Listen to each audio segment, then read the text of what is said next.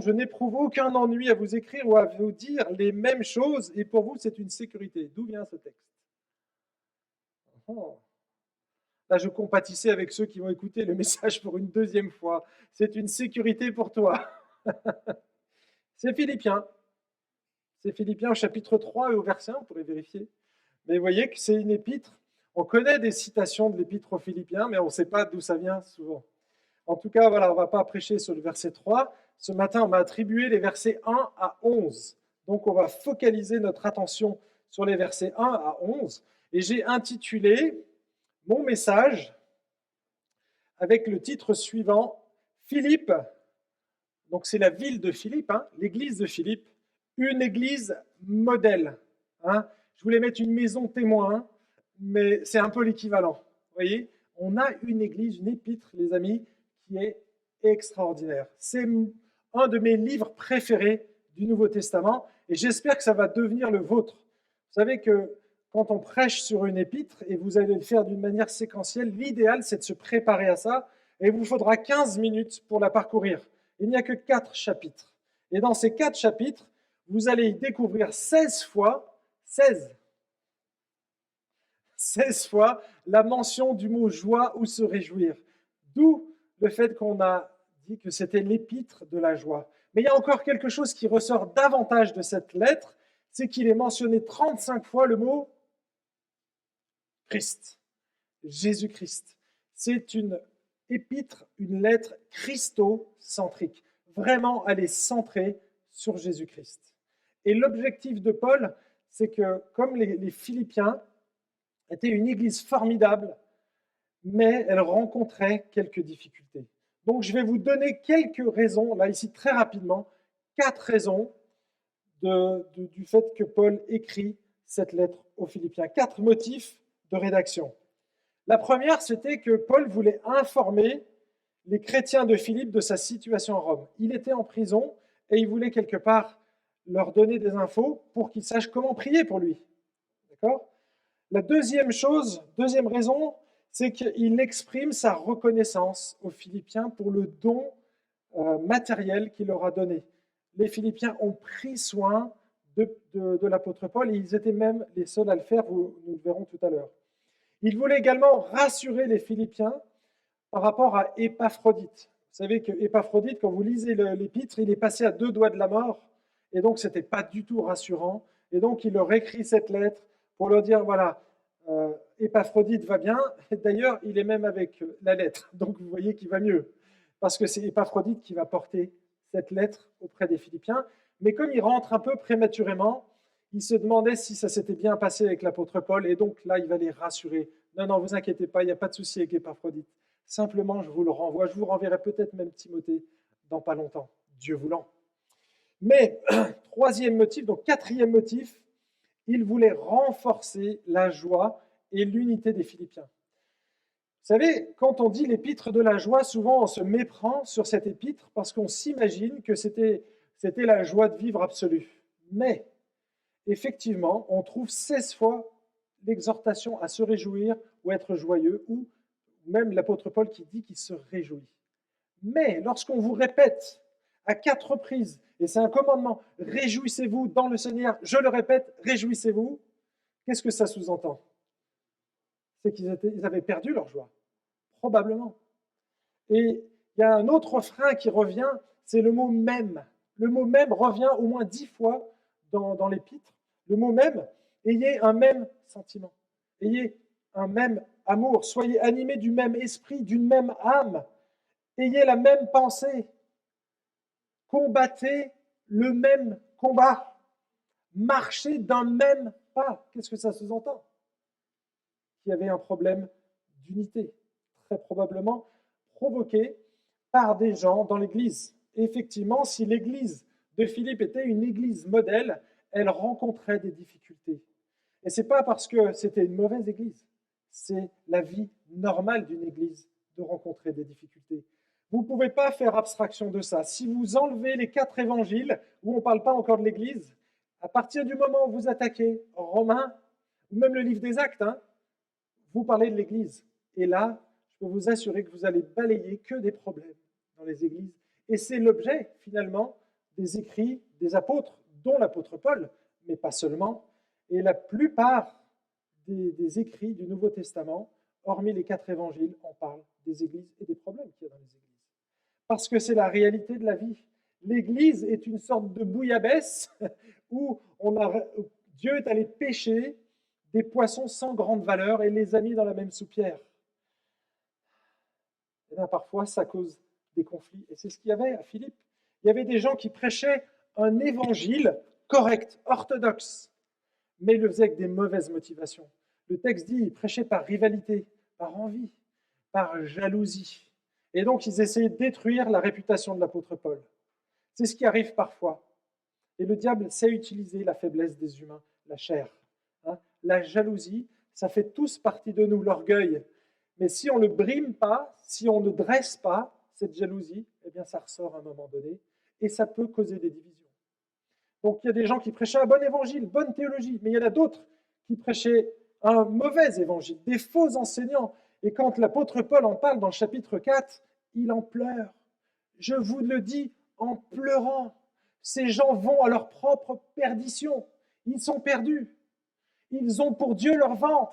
On ne sait pas si c'était des laxistes ou des légalistes. Peu importe.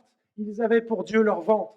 Que tu sois hyper à cheval avec les règles ou que tu bouffes n'importe quoi, c'était un problème. Voyez ? Et donc, ils ont pour Dieu leur ventre parce que tout est axé là-dessus, sur leur plaisir personnel, l'hédonisme, mon épanouissement personnel. Peut-être que vous ne connaissez pas ça ici à Paris, mais en tout cas à Genève, je vois que c'est un gros problème dans les églises. On est centré sur son petit nombril quand on débarque dans l'église. Et là, Dieu nous invite à nous décentrer pour nous focaliser sur une personne, Jésus-Christ. Ces chrétiens ne vivaient plus la paix qu'on est appelé à vivre dans une église parce qu'il y avait d'autres soucis. Il y avait Évodie et Saint-Tige, 2 collaboratrices de l'apôtre Paul, qui se crêpaient le chignon, qui n'arrivaient pas à aligner leurs pensées. Et donc, comme elles n'y arrivaient pas, l'apôtre Paul va déléguer une personne, il va trouver un médiateur. Il demande à Zizygos, ça veut dire fidèle collègue, mais c'est probablement une personne, il lui demande de les aider parce qu'elles étaient incapables. Et il dit surtout, c'est pas à vous, l'Église, de vous mêler de ces problèmes-là, elles n'y arrivent pas. On va demander à quelqu'un de neutre, d'extérieur, quelqu'un de sage, pour essayer de dépatouiller le problème. Parfois, on a besoin d'aide extérieure. Et c'est ce que Paul fait ici. Donc, on peut s'imaginer que dans l'Église, on n'était plus en paix, qu'on avait perdu notre joie, qu'on commençait à s'inquiéter. Et c'est cette phrase que vous connaissez tous, que l'apôtre Paul va marteler. Ne vous inquiétez de rien, mais en toute chose, par la prière et la supplication, avec des actions de grâce, faites connaître à Dieu vos demandes, et la paix de Dieu, qui surpasse toute intelligence, gardera vos cœurs et vos pensées en Jésus-Christ. C'est l'objectif de l'apôtre Paul, que les Philippiens recentrent leurs pensées sur Jésus-Christ, parce que vous le savez comme moi, quand on a un problème, et c'est normal, quand on se fait tomber quelque chose sur le pied, on va focaliser notre attention sur le pied et on va essayer de le guérir pour que ça aille mieux. C'est normal. Mais qu'est-ce qu'on fait quand on fait ça? On ne s'occupe plus des gosses qui sont en train de faire des bêtises, on ne s'occupe plus de la maison, on délaisse tout en fait pour se préoccuper de ça.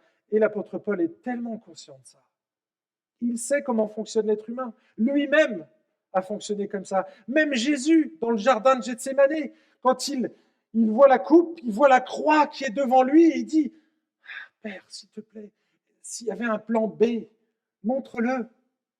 S'il te plaît, ôte cette coupe de devant moi. » Et le silence radio, 3 fois, il revient voir les apôtres et à 3 fois, il va remettre cette requête à Dieu sans réponse. Si Jésus, le maître de l'univers, notre Seigneur, le maître absolu, a dû s'y reprendre à 3 fois pour remettre son fardeau, vous imaginez-nous.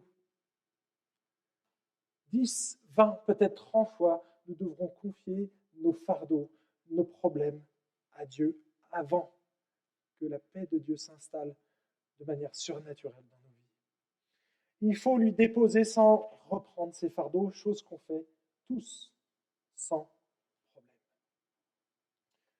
Voilà en gros le tableau dressé, on pourrait dire beaucoup d'autres choses. Je m'arrête ici sur le tableau. Mais maintenant, j'aimerais vous inviter à vous lever. On va lire la parole de Dieu.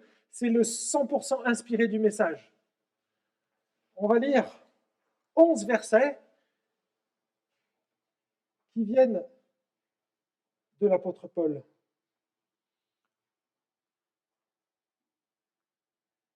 Paul et Timothée, serviteurs du Christ Jésus, à tous les saints en Christ Jésus qui sont à Philippe, aux évêques et aux diacres, que la grâce et la paix vous soient données de la part de Dieu notre Père et du Seigneur Jésus-Christ. Je rends grâce à mon Dieu toutes les fois que je me souviens de vous. Je ne cesse dans toutes mes prières pour vous tous de prier avec joie à cause de la part que vous prenez à l'Évangile depuis le premier jour jusqu'à maintenant. Je suis persuadé que celui qui a commencé en vous une œuvre bonne en poursuivra l'achèvement jusqu'au jour du Christ Jésus. Il est juste que j'ai pour vous de telles pensées parce que je vous porte dans mon cœur et que dans mes chaînes, comme dans la défense et l'affermissement de l'Évangile, vous participez tous à la même grâce que moi. Car Dieu m'est témoin que je vous chéris tous avec la tendresse du Christ Jésus. Et ce que je demande dans mes prières, c'est que votre amour abonde de plus en plus en connaissance et en vraie sensibilité. Qu'ainsi, vous sachiez apprécier ce qui est important, afin d'être sincère et irréprochable pour le jour de Christ, rempli du fruit de justice qui vient par Jésus-Christ à la gloire et à la louange de Dieu. Amen. Vous pouvez prendre place. Ce matin, j'aimerais relever 3 caractéristiques d'une jeune église modèle. 3 caractéristiques d'une jeune église modèle. Et le premier point, il est tiré des versets 1 et 2. Première caractéristique, une jeune église structurée. On relit les versets 1 et 2. Paul et Timothée, serviteurs du Christ Jésus, à tous les saints en Christ Jésus qui sont à Philippe, aux évêques et aux diacres, que la grâce et la paix vous soient données de la part de Dieu notre Père et du Seigneur Jésus-Christ. L'église de Philippe a été implantée lors du 2e grand voyage missionnaire de l'apôtre Paul. Je ne sais pas si vous vous souvenez, ça se passe dans Actes chapitre 16. Juste avant, l'apôtre Paul essaye d'aller implanter des églises en Asie. Il arrive en Bithynie. Paf, un mur. Il est obligé de rebrousser chemin. Boum, 2e mur. Qu'est-ce qu'on fait? Et là, alors qu'il est avec son équipe apostolique, ils vont prier et là, il a une vision. Il voit un Macédonien. Macédonien, c'était les Grecs qui étaient de l'autre côté de la mer. Et là, ils en concluent tous ensemble, on doit aller en Macédoine.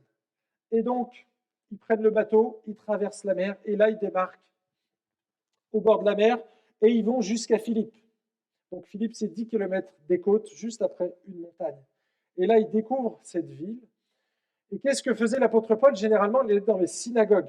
La première chose qu'il faisait, il allait trouver des chrétiens, soit des craignants Dieu, il y en avait dans les synagogues, qui n'étaient pas juifs, mais craignant Dieu, soit des juifs.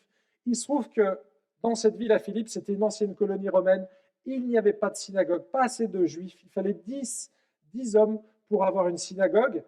Et ils étaient dirigés donc par des anciens. Et là, il n'y en avait pas. Donc, il est allé au bord d'une rivière. Et là, il y a trouvé Lydie, une marchande de pourpre, une femme d'affaires. Le Seigneur va la retourner comme une crêpe. Il va lui ouvrir le cœur. Elle va croire en Jésus. Et donc, à partir de ce moment-là, l'Évangile va intégrer la ville de Philippe. Ils vont continuer à prêcher l'Évangile. Et là, boum, ils se font enfermer en prison parce qu'on ne rigolait pas avec les autorités. Et donc, ils sont jetés en prison. Et là, c'est le geôlier de la prison qui... Bon, il y a un miracle qui se passe, je vous passe les détails. Il va pour se suicider. Paul dit, stop, ne te suicide pas. Il lui prêche l'évangile, il se convertit. Et là, avec lui, toute sa famille. Acte 16, crois Seigneur Jésus. Vous connaissez probablement ce texte, sinon, relisez Acte 16. Donc, l'église de Philippe est née de cette manière-là. Et là, on se retrouve 10 ans après. D'accord? Donc, imaginez une jeune église. 10 ans, on est une adolescente quelque part. L'église est déjà structurée. Il adresse sa lettre aux évêques, enfin à tous les saints. Donc, tous les saints, c'est nous. Ce sont les croyants qui sont animés du Saint-Esprit, qui sont mis à part. C'est ça l'église. On est un peuple de gens mis de côté, mis à part, réservés. Et donc, il adresse sa lettre à toute l'église et il rappelle les évêques et les diacres. Je ne sais pas ce qu'il y a dans votre tête quand on parle d'évêques. Vous voyez un gars avec une grande chasuble blanche et une toque, une méga croix et tout, avec son petit truc qui marche. Non, non, c'est pas ça. Un évêque, je vais sortir un gros mot, en grec c'est épiskopos, d'accord? Quelqu'un qui veille sur ou autour. Hein? Épi, c'est autour. Circoncision, il y a le mot épi dedans. Mais scopos, c'est le fait de veiller, d'observer. Donc c'est quelqu'un qui veille sur le troupeau de Dieu. Un épiscopos, un évêque, c'est tout simplement ça. Dans la Bible, il y a d'autres synonymes. Vous allez trouver le mot berger ou bien le mot ancien, presbytéros. Hein, et ceux qui ont des lunettes là, c'est pour vous. Ce sont des anciens, des vieux quelque part. Oui, et c'est le même terme en fait. Ils sont interchangeables. Alors moi, je fais partie des presbytéros aujourd'hui. Hein. Mais, vous voyez, donc vous allez trouver, ce sont les responsables pastoraux. Ce sont les gens que Dieu a qualifiés et à qui il a délégué son autorité. Les anciens prennent soin de vos âmes dont ils devront rendre compte. Hébreux chapitre 13, verset 17. Donc, on leur doit du respect et on doit faire en sorte qu'ils n'exercent pas leur ministère en gémissant, nous dit Hébreux 13, 17. Parce que les anciens sont devant et qu'ils vous protègent et donc c'est les premiers à prendre les coups. Ça fait mal d'être un ancien, mais c'est nécessaire si on veut pérenniser une église. D'accord ? C'est inspiré directement de la synagogue de l'Ancien Testament. Paul n'a rien inventé ici, mais il ajoute les diacres, acte 6, premier problème qui n'est pas dû à une mauvaise doctrine, mais à des soucis de gestion humaine.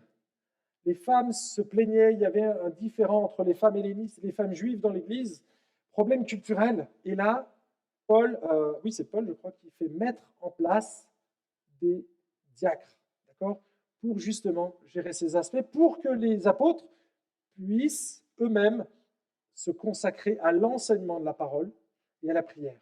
Acte 6, je crois que c'est dans le verset 7. Et donc, vous voyez, l'objectif des anciens, c'est de conduire spirituellement et doctrinalement le peuple de Dieu. Et donc, ils sont équipés, il y a toute une équipe avec eux, ce sont les diacres. Vous avez remarqué que c'est aux évêques et aux diacres, aux au pluriel, et le mot évêque est aussi au pluriel, c'est toujours au pluriel.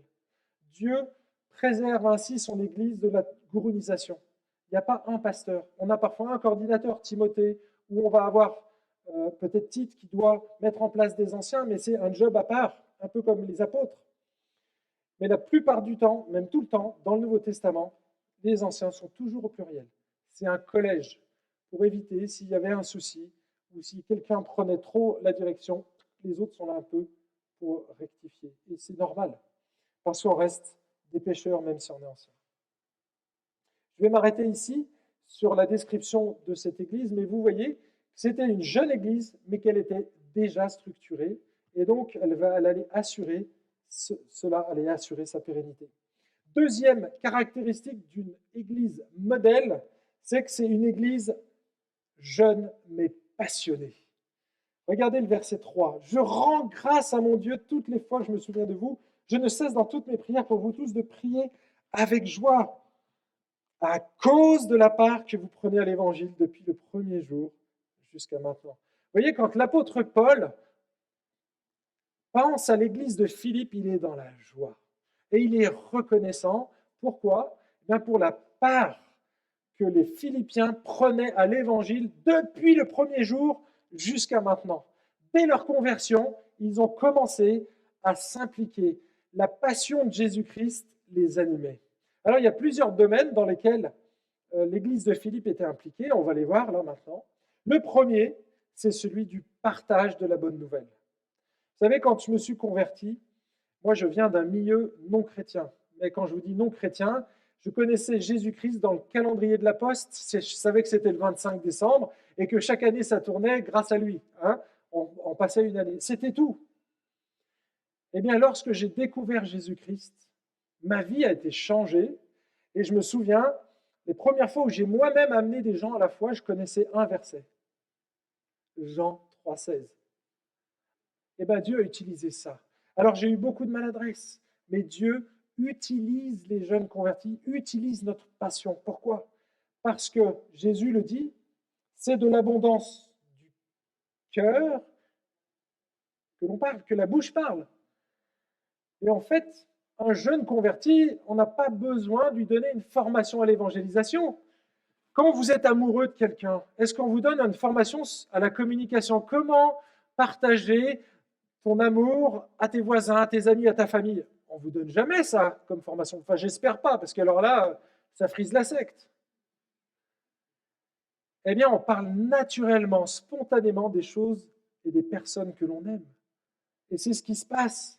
En fait, dès le premier instant, les Philippiens partagent l'évangile. Alors, je vous pose une question. Si vous ne parlez plus du Seigneur Jésus, la question c'est, est-ce que votre cœur brûle-t-il encore de passion pour votre maître? Ça, c'est la question qu'on doit se poser. C'est, à la limite, mon livre sur l'évangélisation, moi, je recentre là, la motivation profonde. Alors oui, il y a des techniques, oui, on peut utiliser certaines méthodes, mais le plus important, les amis, il vient du cœur.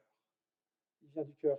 Christian Schwartz, qui a écrit un livre sur la croissance de l'Église, dit « Les nouveaux croyants ont encore de nombreux contacts avec le monde. Ils parlent encore un langage compréhensible et leur manière de raisonner est très proche de leurs amis non chrétiens. » Et donc les églises qui grandissent, ce sont les églises où justement il y a des jeunes convertis qui partagent l'évangile, parce que oui, ils vont y aller, ils vont faire des maladresses, mais ils vont parler avec leur cœur et ça va toucher. Rappelez-vous de la Samaritaine. Qu'est-ce qu'elle connaissait de l'évangile? Franchement, pas grand-chose.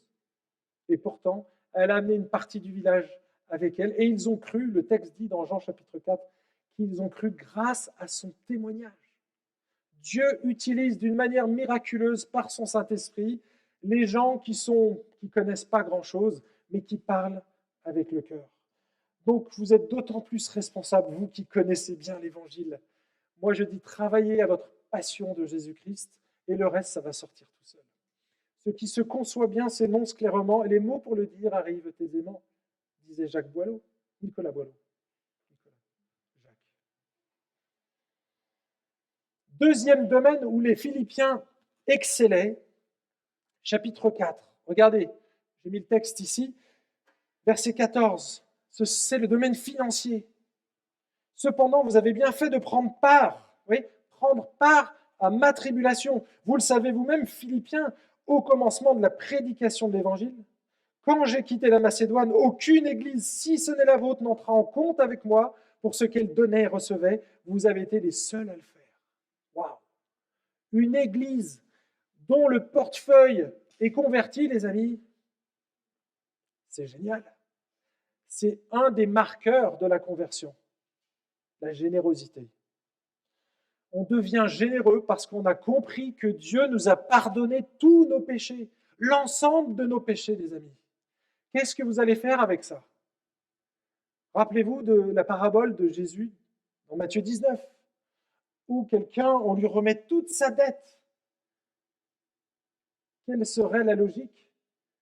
On te donne une énorme réserve de cadeaux, une énorme réserve de billets de banque, et toi, tu vas aller réclamer à ton frère qui te doit 10 centimes, enfin 10 centimes peut-être un peu plus, mais qui te réclame quelque chose, ou qui te doit quelque chose, tu vas aller lui réclamer alors que toi, on vient de te remettre une dette monstrueuse. Ici, Jésus parle du pardon, mais c'est aussi la générosité. Généreux à donner nos finances et généreux à pardonner. Vous savez, quand Jésus nous a pardonné nos péchés, il nous a donné sa grâce. Et cette grâce, c'est une sorte d'énorme paquet avec plein de couvertures. Et à chaque fois qu'il y a quelqu'un qui commet une offense vis-à-vis de nous, on a des réserves, les amis. On peut aller choper une couverture. On a un gros tas. On peut prendre une couverture, car l'amour couvre une multitude de péchés. On a cette capacité. Et chose que peut-être Évodie et Saint-Tiche n'arrivaient pas à faire. Elles ne se rappelaient plus qu'elles avaient une réserve de couverture. Mais vous voyez, quand on a ces marqueurs dans la vie chrétienne, le fait qu'on témoigne, le fait qu'on donne, eh bien, c'est rassurant. Et c'est ce que dit Paul au verset 6. Regardez, je suis persuadé que celui qui a commencé en vous une œuvre bonne en poursuivra l'achèvement jusqu'au jour de Christ Jésus. Il est rassurant. Et il est rassuré parce qu'il sait que si ces choses sont présentes dans leur vie, alors le Seigneur est avec eux et qu'ils persévéreront jusqu'au bout. Jusqu'au bout. Mais il n'y avait pas seulement ça comme signe. Regardez au verset 7, il dit « Il est juste que j'ai pour vous de telles pensées, parce que je vous porte dans mon cœur et que dans mes chaînes, comme dans la défense et l'affermissement de l'Évangile, vous participez tous à la même grâce que moi. » Deux domaines nouveaux qu'on apprend ici. L'affermissement de l'Évangile, la défense, pardon, de l'Évangile. En fait, les Philippiens, dès le départ, avaient gardé cet Évangile orthodoxe. D'accord? Un Évangile qui n'est pas un Évangile au rabais. C'est l'Évangile de la croix. On est sauvé par la grâce, mes amis, par le moyen de la foi, et cela ne vient pas de nous. C'est un don de Dieu, afin que personne ne se glorifie. Vous voyez, on prêchait l'Évangile de la grâce dans cette Église, mais pas un Évangile qui mettrait les œuvres au rabais, parce que le verset 10, dans celui que j'ai cité, c'est Éphésiens 2, 8 et 9, verset 10 dit « Car nous avons été créés en Jésus-Christ pour de bonnes œuvres. » On est sauvé par la grâce, mais pour des œuvres. Et un chrétien qui ne porterait pas d'œuvres, qui manifesterait pas des œuvres de générosité dans sa vie, on peut se poser de sérieuses questions sur sa foi. La foi a toujours des fruits. C'est l'apôtre, pas l'apôtre, il n'est pas apôtre, le frère de Jésus, demi-frère de Jésus, Jacques, qui dit « Si la foi ne manifeste pas d'œuvre, cette foi, elle est morte. » La foi biblique, la foi chrétienne, va se traduire naturellement par des actes. Si ce n'est pas le cas, il faut se poser la question, est-ce qu'on a vraiment la foi? Est-ce qu'on est converti? Donc, première chose, un évangile orthodoxe, la défense de l'évangile, et le deuxième, c'est l'affermissement de l'évangile. Les Philippiens avaient bien saisi le cœur de la mission. Le cœur de la mission se trouve en Matthieu 28. Allez, faites de toutes les nations des disciples, baptisés au nom du Père, du Fils et du Saint-Esprit, et enseignez-leur à quoi? Enseignez-leur la parole? Oui, mais enseignez-leur à obéir à tout ce que je vous ai prescrit. Ils ne se limitaient pas à faire des convertis. Ils formaient des disciples, d'accord, à l'obéissance à la parole. Et c'est pour ça que quand on est un disciple, on doit s'affermir dans la foi. Parce que ça fait partie du package. Si tu places ta confiance dans le Seigneur Jésus, alors ta vie doit être transformée. Et c'est ce qu'il dit là, juste après. Ils participaient, les Philippiens, à la même grâce que l'apôtre Paul. C'était vraiment quelque chose d'extraordinaire. Il voulait probablement leur inculquer la notion que c'est une grâce d'être au service de Dieu. Je ne sais pas comment tu conçois ton service ici, si tu fais rien pour le moment. J'espère qu'à la fin de ce message, ça va peut-être éveiller ta conscience et que tu vas vouloir servir les autres. Vous savez, notre petite nièce, la fille de David, elle est née avec un handicap lourd dès sa naissance. Elle n'a jamais entendu. Elle voit mal. D'un œil, elle ne voit pas du tout, je crois. Et puis, elle est sur un fauteuil. Elle n'a jamais marché comme nous. Elle est totalement dépendante de ses parents, d'une structure. Vous voyez? Mais nous, on a le privilège d'avoir 2 bras, 2 jambes, de pouvoir bouger et de pouvoir être au service. Et ça, c'est un privilège. C'est un privilège. Et l'apôtre Paul veut faire prendre conscience aux Philippiens que c'est un privilège de pouvoir servir. C'est une grâce. C'est ce qu'il dit ici. En effet, on ne fait pas, ce n'est pas nous, qui faisons une faveur à Dieu en le servant. C'est bien lui qui nous en fait une en permettant à des créatures imparfaites de participer à son œuvre qui, elle, est parfaite. On ne fait pas une faveur à Dieu en lui demandant de venir dans notre royaume. C'est lui qui nous fait une faveur en nous acceptant dans le sien.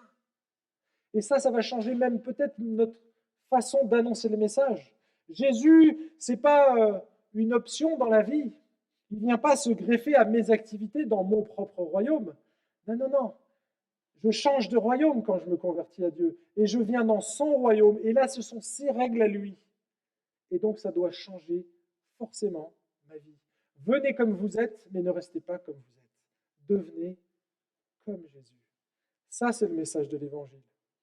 C'est un message libérateur et un message transformateur.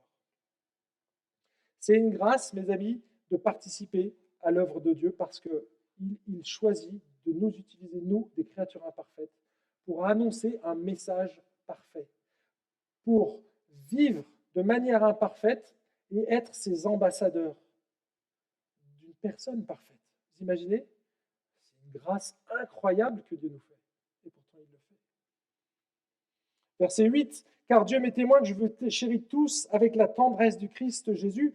Et ce que je demande dans mes prières, c'est que votre amour abonde de plus en plus en connaissance et en vraie sensibilité. En fait, ça c'est le quatrième domaine, l'amour. Les Philippiens, imaginez une baignoire. Récemment, on a rempli une baignoire. Ma fille me voulait prendre un bain. Et donc, j'ai lancé le bain et puis je suis parti. Et quand je suis revenu, il y en avait de partout. L'eau avait débordé. Et bien, c'est ce qui se passait chez les Philippiens. Leur baignoire était déjà pleine.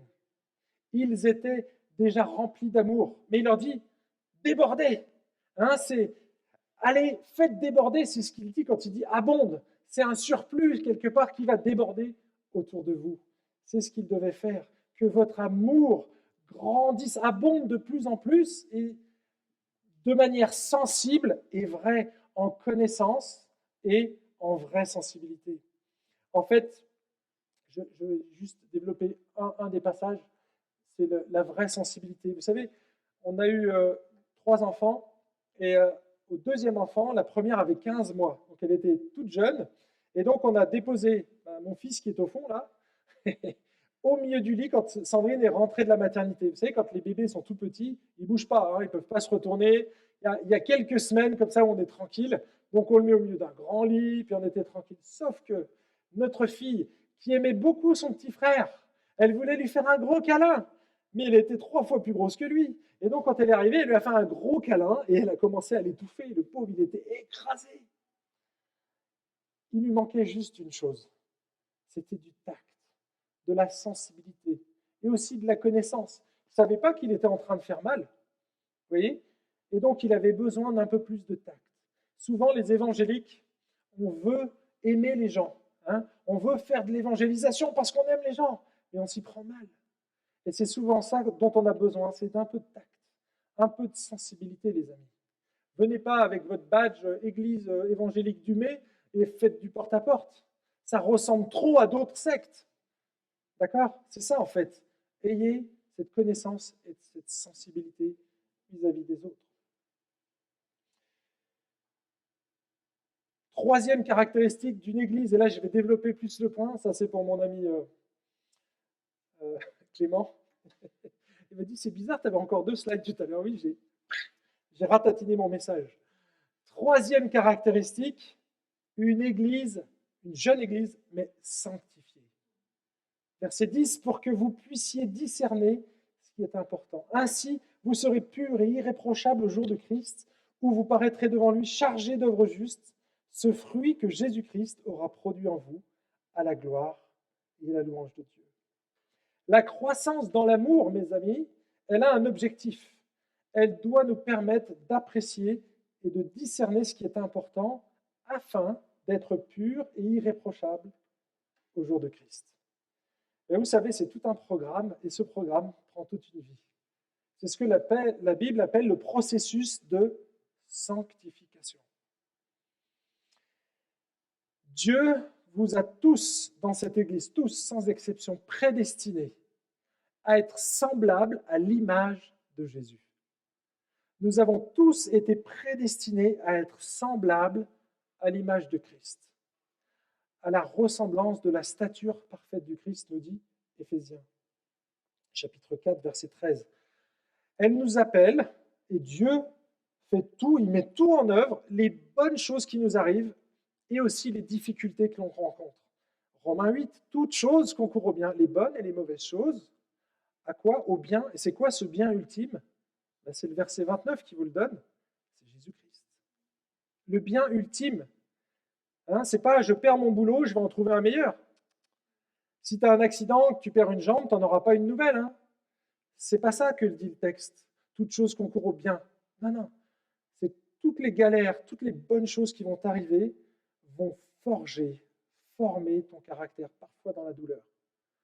Mais pour que ton caractère ressemble à Jésus-Christ. Et vous voyez, il parle ici de fruits dans le texte. les œuvres de justice, que nous, on soit chargés des œuvres de justice. Moi, je vois ça, un fruit. Vous voyez, c'est quoi ce fruit? Eh bien, c'est le fruit du Saint-Esprit en nous. C'est le AJPP BBFDM de Galates 5.22. Vous n'avez rien compris là. Waouh, qu'est-ce qui nous sort là? Ceux qui connaissent ce verset par cœur, parce que je pense que vous l'avez appris, n'est-ce pas? Galates 5.22, AJPP BBFDM. Pour les footballeurs, c'est facile. Hein? JPP, AJPP, amour, joie, paix, patience. BBFDM, bonté, bienveillance, fidélité, douceur, maîtrise de soi. Voilà ce que le Saint-Esprit et ce que Jésus veut développer en nous, les amis. Voilà ce qu'il veut faire. Et c'est ça, ce fruit de la justice qui doit paraître devant Dieu. Il veut présenter son Église parfaite, sans tâche. Et donc notre rôle, c'est d'effacer les plis de notre robe qui est peut-être, ou d'enlever les taches qui sont dessus. Alors, on ne peut pas le faire, c'est Christ qui peut le faire, mais nous, on va œuvrer pour maintenir cette unité dans le corps. Et quand on a des inquiétudes, qu'est-ce qu'on fait? Ne vous inquiétez de rien. Mais en toute chose, par la prière, la supplication, avec des actions de grâce, faites connaître à Dieu vos demandes. Et la paix de Dieu, qui surpasse toute intelligence, gardera quoi? Nos cœurs et nos pensées, où ça? En Jésus-Christ. Compris? Seigneur, ton désir, c'est que l'on grandisse avec toi, que nos pensées, que nos cœurs soient remplis de la passion du Christ. Seigneur, tu as changé notre vie. Et parfois, on s'est installé dans une routine. Parfois, on a tellement souffert qu'on en est dégoûté. On est dégoûté de l'Église, dégoûté des chrétiens. Mais Seigneur, toi, tu n'y es pour rien dans tout ça. Tu nous donnes les solutions dans cette épître pour qu'on garde nos yeux fixés sur l'essentiel, qu'on apprenne à se réjouir de toi et en toi. Parce qu'il y a tout en toi. Tout est suffisant en toi. Tout est glorieux. Alors aide-nous à nous focaliser sur Jésus-Christ, sur la solution et pas sur les problèmes. Seigneur, aide-nous à nous décentrer de nous-mêmes. Aide-nous à nous décentrer, oui, des problèmes qui nous accablent et à nous centrer sur toi pour qu'on ne s'inquiète pas et pour que la paix de Dieu, qui surpasse toute intelligence, garde nos cœurs et nos pensées.